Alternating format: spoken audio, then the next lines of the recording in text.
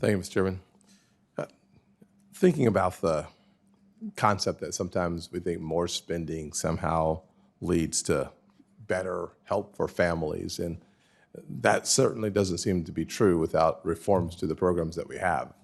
I think about the fact that in New York City, their housing authority, one of America's largest housing authorities, we see that 1 in 5 public housing residents remain in its programs for more than 40 years. Does not sound like the road to the American dream to me.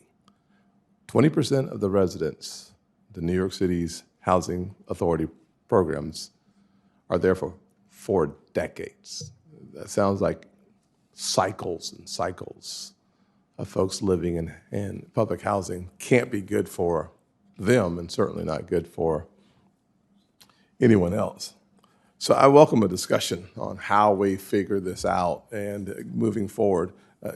Think about the fact that when you think that money is the only solution to some of the challenges that we face, I think about the fact that during COVID, we spent billions of dollars on housing subsidies. And in addition to that, we typically spend billions of dollars regularly every year from the federal government. Despite this extra spending, or perhaps because of it, housing costs have certainly skyrocketed since 2020. You think about the fact the average sales price of a home has ballooned from $383,000 beginning in 2020 to $535,000 in 2022. Every rational economist would say a 40% increase in the cost of housing cannot be good for people buying houses. Instead of trying to cut back on the regulatory burdens or increase the supply of housing, this administration is dead set on inflating the demand. Examples of this abound, including FHFA's recent actions that will penalize borrowers who have done the right thing, saving for a down payment or increasing their credit scores. At the same time, cost continues to increase. The bureaucracy continues to increase. In just over a decade, HUD's budget has ballooned from $32 billion in FY 2014 to $73 billion in FY 2022. That's almost 130% increase with very little to show for it. This is a kind of a simple yes or no question I'd love the panel to answer. Does anyone oppose more accountability by our housing regulators administering these costly programs? Just yes or no? Yes, sir. Yeah. Yes. No. No, we support more accountability. Okay, sounds good. I'm sorry. No. Okay, good. I needed to think about the question. Sorry about that. Ranking Member Scott. I didn't have a follow-up for someone who says yes. So No. I was thinking about didn't know what to do next. This is good. I was thinking about my 34 family members watching on C-SPAN right now. I thought it was only 30, so just thank you for hanging out with us today. Inflation, yes, under the Biden administration. Okay, so the Road to Housing Act proposes incremental changes to making housing programs more accountable and grants housing providers needed flexibility to innovate, increase supply, and reduce costs to all families, but in particular, low-income families. How would you improve the legislation, Ms. Calder? Well, thank you for asking. I appreciate what you've done to move housing policy forward with the Road to Housing Act, both on the innovation side, on the deregulatory side. As you know, there's so much that can be done to improve housing policy.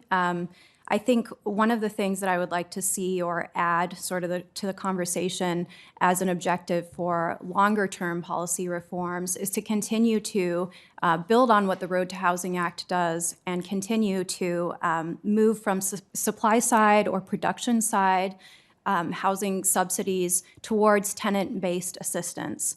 So, if we look at programs like, for instance, the low-income housing tax credit, this program tends to be representative of what sort of goes wrong when you support housing through the supply side. As I mentioned in my testimony, the benefits of the low-income housing tax credit primarily flow to developers, which is problematic when you have low income right in the title of the program, and it doesn't seem to be actually flowing to the people that it's intended to support. There's other issues with that program as well in terms of crowd out and other issues along those lines. So I think that's one of the things. And I think another thing that I would like to see longer term is just a move towards interim housing assistance. People sometimes have periods of financial distress, but they don't maybe need permanent housing support. They don't need long-term shelter. They just have a short-term problem and need sort of a way to get patched through during that difficult period. One more question for you before I run out of time here. The Economic Innovation Group, the University of California, Berkeley, as well as the Treasury Department have shown that the Opportunity Zone investment has been heavily concentrated in our nation's poorest communities. One of the things that we're seeing, however, because of the investments in OZs in those areas, is a jump in about 20% of residential development without seeing the apartment rents in the same areas increase. So we're seeing a dramatic increase in the number of homes in those areas without gentrification, which is a blessing from my perspective. Could you speak to the benefits of harmonizing tax policy and federal government programs so that they work together? Sure can, and I did notice that EIG study that you mentioned. I think in order to see how important it is to harmonize federal tax policy and federal grant programs, we can look at an instance where it doesn't work, where it didn't work. The state and local tax deduction is one example of this from a housing policy perspective. The state and local tax deduction is capitalized into housing prices in expensive markets on the coast. And wealthy, areas on the coast. At the same time, those are often the areas that have the highest levels of regulation. And what I've found in my research is that the areas with the highest levels of regulation also receive the highest per capita HUD subsidies. And so basically what you have are these policies that are sort of working against each other actively. On the one hand, boosting up the price of housing. On the other hand, you're trying to undo that with subsidies to reduce the cost of housing, and you sort of have a cat chasing its tail type of situation. And so I think that is representative of how important it is to get both the tax policy and the grant making right. Thank you, ma'am. Thank you.